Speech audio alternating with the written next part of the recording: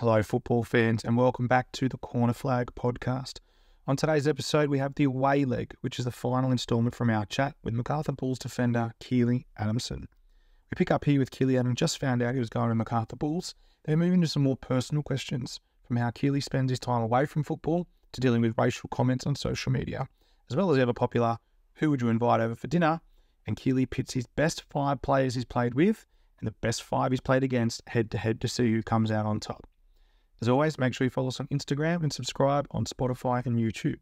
So please, sit back, relax, and enjoy the away leg with Kealey Adamson.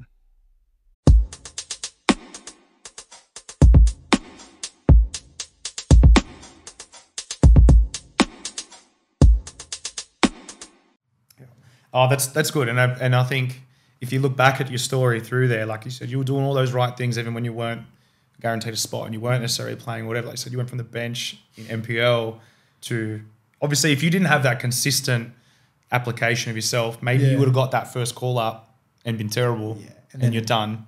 MacArthur don't see you. We're not having this podcast, and that would have been the greatest tragedy that this wouldn't happen right now. The weird thing is, I don't know why my mind works this way, but it was more, I was like, I'm going to be a professional footballer in a professional space. And I saw that Mariners game. I was like, this is the difference between having to go overseas, trial, play lower leagues, work my way up just to get into the A-League, just to be able to have the opportunity to play overseas. Like, we're looking at 4 or 5 years. So I saw it as like, if I play really well in this game, I'm bringing that time frame forward, because I just think it's always been my goal. There was no way I was going to be without it. It was always going to be what I was working towards. It was like, but if I do it now, I think that's why I had a little bit of a lot of confidence in myself, because it was like, even if that moment, I can have the opportunity to seize the moment, but even if that moment's gone, I know who I am as a person. Like, I'd still be able to just weasel my way into the system somehow, because that's kind of what I've done anyway. And I just think that was like, okay, it justifies the level, and then justifies like, okay, actually, I think I deserve something now, and start getting a little bit impatient, being like, oh, when's it coming? Well, that segues me nicely into the next question. Then it was, what are your short-term goals now? So we'll look forwards now. What short-term? What do you want to achieve? I feel like you're the kind of guy who sets these goals. Yeah. What are you looking at? Next year, 22 years, whatever. Like, what's the goal? I think, obviously, using this year as a springboard, I think I've played 10 games in the A-League now with Bulls, and I've been able to do a job, but I just know I can offer more. So I think for me, short-term goal is just becoming one of the top fullbacks in the league. That means contributing, with the odd goal every now and then, contributing more with assists, just being locked down defensively. Mm-hmm. Like, I want to get all of kind of that football foundation. Got to get the foundation right at this level, and then I can really start to think further. But for now, it's like little things like in training, having more confidence in myself to maybe take people on, to be able to still be a sponge, still learn from the senior boys, like what they do so well, what's so effective in the league, and just trying to apply that and make it work for my game in the A-League. And for me, it's always been come in, just have to drop my head and work, but then as I get confident, get my head up, start to express myself, and then really start to contribute like to the wins, also to the boys, and just to the culture. So that's kind of my short-term goal, is just really establish myself in the Bulls psyche of the culture, everything, become a proper leader within the team, and then have team success. Because I just think team success is the only thing that's going to spring everyone else forward. And longer term? Longer term? Where do you see yourself?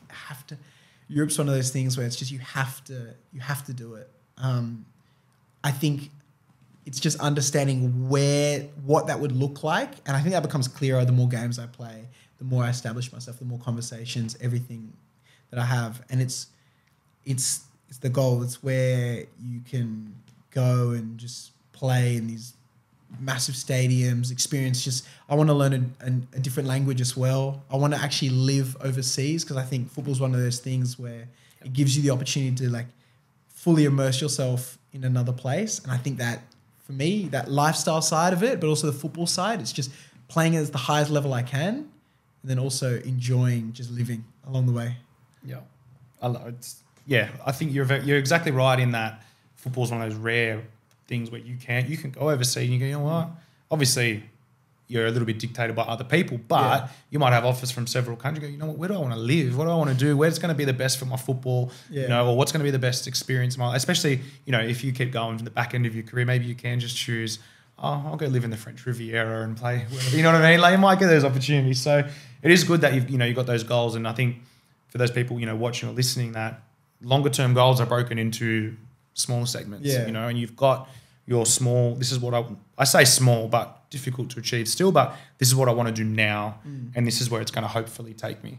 And I think you touched on it, is that you need to see how you go game by game, because, you know, this might be your level, A-League, and that might be it. And that's great, amazing, but maybe you can go on to better things and bigger things, but you'll see as you go, as you develop through time. But if you focus, sometimes, it's there's a balance, because if you focus too much on the individual performance, I think you can easily, like, everyone has a bad game. You can easily have a bad game and suddenly think you're the worst footballer in the world, and then suddenly you're just doubting yourself. So I think it's important to see the whole journey as it is, but then not allowing yourself to go too crazy ahead. I don't. Maybe I don't mind that. Think as big as you want. Like, just be imaginative. You know, before you go to bed, dream about scoring in some unbelievable settings, winning World Cup finals with Australia. Do that, because then as you go along the path, I think you can start to say, oh, well, if that's the top dream of all time, what are the steps you have to do to be able to contribute towards that? So I think not allowing single games to dictate just how you feel, but also just being able to appreciate the whole journey as it is, and realize that you've been improving your whole career. If you got to this space, you've done something right.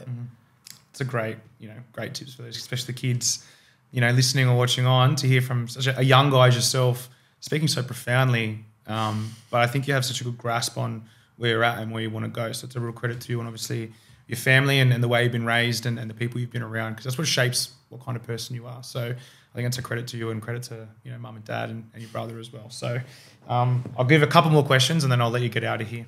Okay. How do you wind down away from football? Wind down away. I do enjoy a couple of video games. So, like, What are you playing? with the schoolmates, pro clubs, and then we're not getting too far away from football. We're still in that space. Yep. But I love, my favorite game is called Europa Universalis 4. So it's it's a paradox game. It's pretty much a map painting game. You play as a country, you manage their diplomacy, religion. Is this on your phone? Or? No, this is on my brother's PC. Okay. So I'll play that with a couple mates from school, and that's probably what I've got my most hours sunk into. Yeah. My girlfriend got me a Switch for my birthday, so I've just been playing, like... She just doesn't want to hang out with you. She just gave me the Switch, and now suddenly I'm an away day professional. I'm very good at being able to do nothing for long periods of time. So yeah, the Switch, just finished Zelda Breath of the Wild. That was good. So I'm just playing a little bit of catch up with my Nintendo games, but then I just enjoy it. Just lets you disappear from life for a little bit. You know? I find it easy to do, but I do get a little bit antsy. Like, if I'm sitting for too long, then I need to move, do something. And so maybe if it's something more active, like, do enjoy a bit of rock climbing, a bit of bouldering with the boys. Bit of parkour. The parkour every now and then. Just dinners with family, friends, and then a little boogie whenever I can. So maybe after a game, if we can get out, have a little dance, then that's what I love to do. Yeah, lovely. What I'm interested in is social media and the media in general.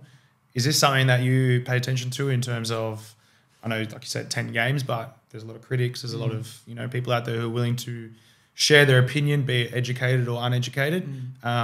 Is this something that affects, especially as a young player, you've grown up? Like, I know for a lot of the older guys that this sort of came out during their career and they didn't know how to handle it. It can have a great impact mentally, even socially, emotionally, all those things. So is it something that's ever bothered you? Do you make an active, like, effort to avoid those things, or do you think it's good to read that stuff? Or, you know, what are you doing? Are you actively doom scrolling through the comments, or are you going, don't need to? Like, after you crunched, who did you crunch? Was it Hingert or whoever? After that, I'm sure there's a bit of feedback going, wow, what a challenge. You know what I mean? So there's those positive sides to it, but if you have a stinker. Yeah. I think I don't think I've experienced social media in its like entirety. I think when I was at Sydney, there was I did catch myself reading a lot of these like comments, Twitter threads, all this stuff, just because there was this like little promote Adamson thing going on because they just wanted me to get signed because I was playing, and I did get cool because my mates are sending me stuff. I'm reading through, I'm seeing some of the funniest things ever. And I think for me, that experience with it was entirely positive, but it wasn't something that I allowed to like blow my head up. It was just like, wow, this is something cool. I understand why these people are acting the way they do. And for me, it just helps. Like it gets my name out there. I think it's something that if you engage with it positively, if you use it the right way, it just gives you more opportunities, you know, with your own social media, everything that you do outside of football. The negative side, I think it's just, it was kind of like a little badge of honor. I got my first, what happened? It was like first ever like racist comment. And it was like wow, this is something that you read about all the time. You see all of these big, maybe players of African descent where you just see these crazy things said about them. And then so finally crossing over into that where I'm just like reading this comment and it's like, I don't know, someone had lost money in the game, whatever, and they'd said it about me. And I was like, oh my goodness. I was like, this is crazy. So for me, it's something I feel like we're well prepared for because it's just so publicly known. But that's probably the darker side where I've just got like a little glimpse. And I know that's something that's only going to grow. It's weird that it comes with the territory. Like as you grow as a personality and as a player, you just garner more critics, more followers, everything. So I think you just get a little bit of best of both worlds. And I feel like something a lot of the boys have learned, you just don't take super seriously. Like you really appreciate the good moments, but then the negative stuff, you just... Yeah, it's you say it's part of the territory, but, you know, obviously we can't condone comments like that. No.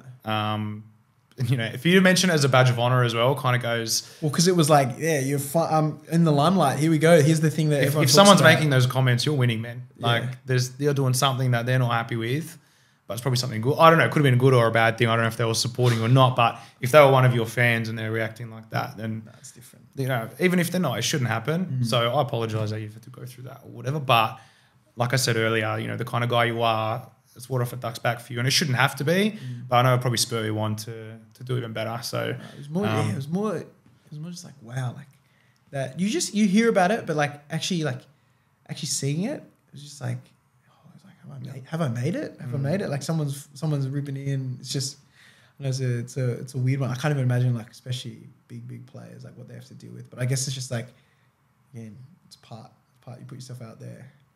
It shouldn't be though. So, yeah, it is, and it's something that I'm sure that person wouldn't say in person. So yeah, it actually drives me wild. I can't imagine what, like you said, those bigger players as well. But even you, it doesn't matter. It affects people in different ways. So it shouldn't happen. So if we can put a stop to that, let's drive. If they're watching. All right, mate. About to wrap it up. I need to know 3 guests for dinner, dead or alive. Yeah. Who are you bringing? Okay, number 1. I think I have to bring Kobe. Kobe Bryant is coming back. Yeah. Coming back alive. I'm going to sit down at the dinner table with him and I need to pick his brain about just everything. His career, his upbringing, his story. I just think there's so many stories out there, but having a one-on-one conversation would just be, I don't know. I feel like it would help me as a person to grow and be more within my sport. Yep.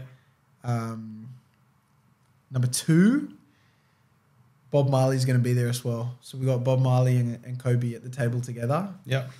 Purely vibes. He's made some unbelievable music. He's got a great message, great story. And I just think there's more. There's just more. Again, there's more to unpack. There's more to find out. And then finally, Ronaldinho. This is just the vibes. Oh, maybe everyone's vibes. Maybe, I don't know, Kobe, I don't know if he's bringing the same vibes, the other two. But Ronaldinho, just have to have a meal with him. All right, and I need to know best 5 players you've played or trained with. It's going to be a little Bulls Sydney combined 11. Of course, man. Let's go. Played with? Yeah. Caceres? Yeah. Friend of the pod? Yeah, never turns the ball over. Unbelievable player. Uli Davila. Again, the players that just can't win the ball off top players. And they make your assists like Yeah, the stats they make up. it easy for me. Joe Lolly, so good for me, but also does an absolute job defensively.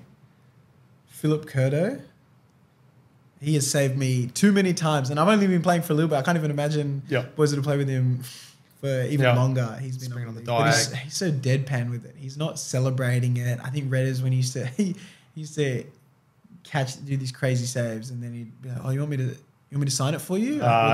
Jay was touching on him, and obviously he played with Federici before that. He said it was the same. Federici was just a beast. Yeah. Same thing. Would just catch it, boom, sing it. Not even phased. Like, just different level, eh? These guys. Sorry, I cut you off. Who's your last one? Last, we'll say, I think Jack Rodwell. Yeah. A couple of times we played small-sided.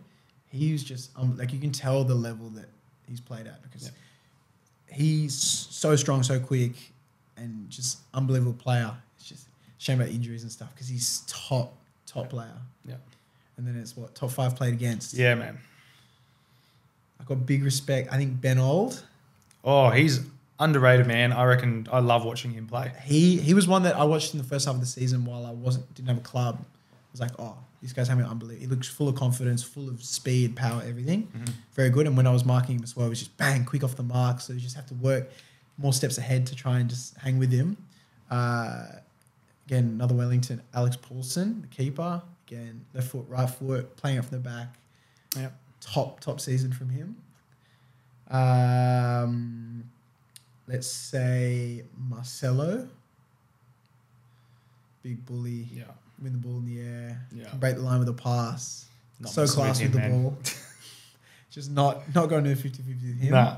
I think Jay O'Shea would turn me around. Like, again, a midfielder that is getting you turning around at fullback is just nightmare, especially when they're playing the ball straight in behind, wingers running in. It's just nightmare to deal with. He was top. And then I'm going to say Bruno Fornaroli. He was unbelievable. When we played him, I think I just remember coming away from that and being like, wow, he was top. It was just creating momentum to be able to, like, I can jump, but he was creating momentum to be able to jump and get headers, volleys, everything. Just off one step, two step, you check your shoulder, and then he's in front of you, and it was just, he would just peel off and then attack the space. Mm-hmm. He was definitely one where my brain was just working overtime to try and track, scan, where's he going, everything. What's he going to do next? How does he want to draw a foul, roll you, everything. So, yeah, that'd be... Some decent fives there. So, who's winning? If we put him in a cage... I think the five I've played with. Yeah. There's a lot have they got the balance though? 3 attackers, 1 defender, keeper. I think you got enough there. You got to think as well in a 5-a-side. Maybe Puppy's playing at the back, just pull the strings, man. Like you don't know. So maybe the Caceres' one was just all out attack. Like I think he had if I played against, he had Danny Alves in there, and then he ripped him and put on like Dembele or something. Like just went someone else. Yeah, he's got an unbelievable catalogue. My catalogue, we're just starting out. There could have been a couple of NPL names in there. I'll get you back in a couple of years, and we'll rejig the fives and we'll see where we end up. Yeah, sound good? That sounds perfect. Oh, man. That brings us to the end, man. So I just want to thank you very much for coming on. I really appreciate it. Can't wait to get the episode all put together and get out there for everyone. But yeah, so I can't thank you enough for your time. Thanks for having me on. Just to let you know, man, you've spoken absolutely amazingly. I'm sure people are going to love this. Cool? Perfect. Legend. Thank you. There you have it, football fans. The away leg is done with Kealey Adamson from the MacArthur Bulls. As always, make sure you're jumping on to the Corner Flags Instagram, following us, liking, sharing our content, and make sure you are subscribed to us on Spotify and YouTube. Please make sure that you spread the love, pass the cast, get your family and friends involved, and keep your eyes peeled for our next guest. As always, thank you so much for listening, and remember to celebrate with the Corner Flag.